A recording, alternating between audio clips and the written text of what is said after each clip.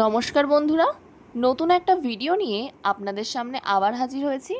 এটা দেখেছেন কি হয়েছে গাছে? সজনে ডাঁটা হয়েছে।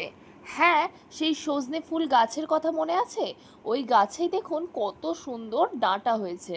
একেবারে দেখুন গাছ ভর্তি ডাঁটা হয়েছে। এখান থেকে কয়েকটা ডাঁটা আমি পেরে নিয়েছি।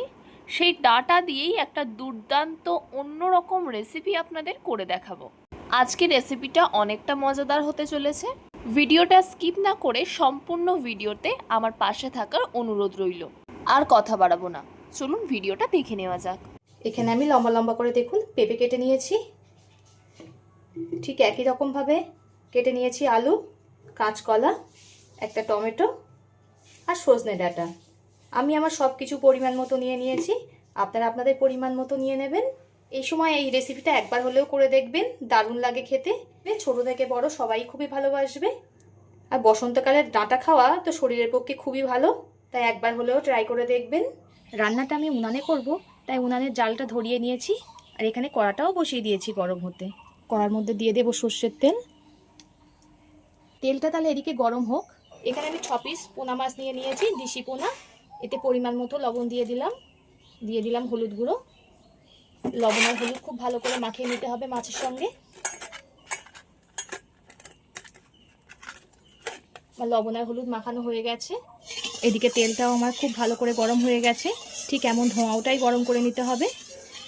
এবার এতে নুন হলুদ মাখিয়ে রাখা মাছগুলো দিয়ে দেবো ভাজার জন্য। তেলটা খুব ভালো করে গরম করে তবেই মাছ দিতে হবে, নয়তো মাছটা জড়িয়ে যাবে। মাছটা দেওয়ার সঙ্গে সঙ্গে উল্টিয়ে দেবো না, পিছন পিঠটা একটু হতে দেবো। মাছের পিছন সাইডটা 2-3 মিনিট মতো রেখে তবেই উল্টিয়ে দিচ্ছি। দেখুন একটুও জড়ায়নি, কত সুন্দর ভাজা হয়েছে। এবার এই সাইডটাও ভেজে নেব। মাছগুলো খুব ভালো করে সব দিকে আমি ভেজে নিয়েছি। এবার তুলে নেব। বাকি মাছগুলো এইভাবে ভেজে নিচ্ছি। বাকি মাছগুলো আমি খুব ভালো করে ভেজে নিয়েছি। মাছগুলোকে তুলে নেব। ওই তেলের মধ্যে দিয়ে দিলাম অল্প করে 5 ফোড়ন। আর যে আলুগুলো কেটে ধুয়ে রেখেছিলাম সেগুলোকে দিয়ে দিলাম। আলুটাকে খুব ভালো করে ভেজে নেব। আলুটা আমি বেশ কিছুক্ষণ ভেজে নিয়েছি, প্রায় 5 মিনিট মতো। এবার এতে দিয়ে দেব লম্বা করে কেটে রাখা পেঁপে। যেহেতু আমি কলা পেঁপের ঝোল করছি, তাই খুব একটা তেল মশলা ব্যবহার করব না, একটু হালকা করেই করব। গরমের সময় খুবই ভালো লাগবে এটা খেতে। গরমের সময় মাঝে মধ্যে একটু হালকা পাতলা খেতে খুবই ভালো লাগে সবাই, তাই এইভাবে একবার করে দেখবেন। আশা করি সকলেরই ভালো লাগবে। পেঁপে আর আলু আমি 5 মিনিট মতো আবারও ভেজে নিয়েছি। এবার এতে দিয়ে দেবো অল্প করে লবণ। লবণটা দেওয়ার পরে এগুলো খুব তাড়াতাড়ি নরম হয়ে যাবে। আবারও ভেজে নেব। পেঁপে আর আলুকে আমি ভালো করে ভেজে নিয়েছি। এবার এতে কেটে রাখা কাঁচকলাটা দিয়ে দেব। পেঁপে আলু ভালো করে ভেজে তবেই কাঁচকলা দিতে হবে, যেহেতু পেঁপে আলু ভাজতে একটু সময় লাগে। আজ কাঁচকলাটা একটু তাড়াতাড়ি ভাজা হয়ে যায়। সব কিছু খুব ভালো করে ভেজে নেব। এবার এতে দিয়ে দেবো স্বাদ মতো লবণ। যতটা লবণ লাগবে পুরোটাই দিয়ে দিলাম। দিয়ে দেবো একটা টমেটোকে ঠিক এমন লম্বা লম্বা করে কেটে। যতক্ষণ না টমেটো গলে ততক্ষণ একটু ভেজে নিতে হবে। আপনারা কে কোথা থেকে বন্ধুরা দেখছেন কমেন্ট করে জানাবেন। আপনাদের সুন্দর সুন্দর কমেন্ট করতে খুবই ভালো লাগে। আর এইভাবেই আমার পাশা থেকে সাপোর্ট করে যাবেন। আপনারা সাপোর্ট না করলে আমি কখনোই এগিয়ে যেতে পারবো না। আর আমার চ্যানেলে যেসব নতুন বন্ধুরা আছেন তারা আমার চ্যানেলটিকে সাবস্ক্রাইব করে রাখবেন। টমেটোটা খুব ভালো রকমই গলে গেছে।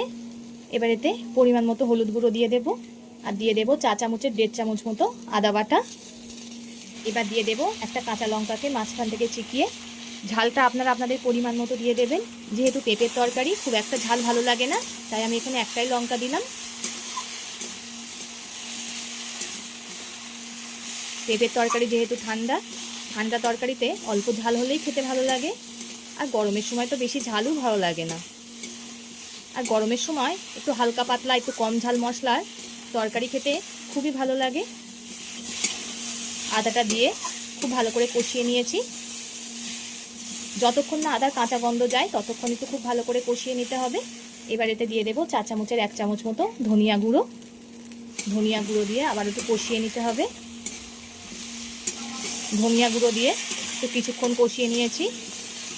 এবার এতে দিয়ে দেবো যে সজনে ডাঁটাগুলো কেটে রেখেছিলাম সেগুলো। সজনে ডাঁটা দিয়ে 2 মিনিট মতো একটু কষিয়ে নিতে হবে। ডাঁটার যে কাঁচা গন্ধটা থাকে সেটা আর থাকবে না। ডাঁটাটা দিয়ে 2 মিনিট মতো আমি কষিয়ে নিয়েছি। এবার এতে পরিমাণ মতো জল দিয়ে দেব।